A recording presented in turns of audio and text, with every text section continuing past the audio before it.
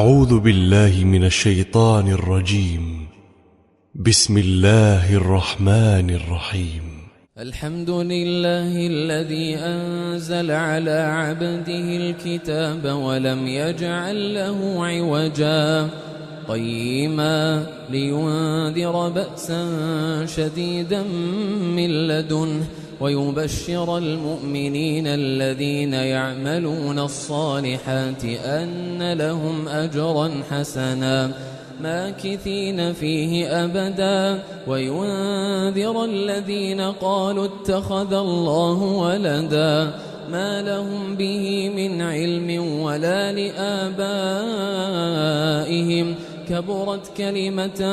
تخرج من أفواههم إن يقولون إلا كذبا فلعلك باخع نفسك على آثارهم إن لم يؤمنوا بهذا الحديث أسفا إنا جعلنا ما على الأرض زينة لها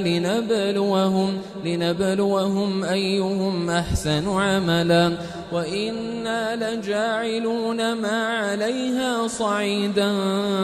جرزا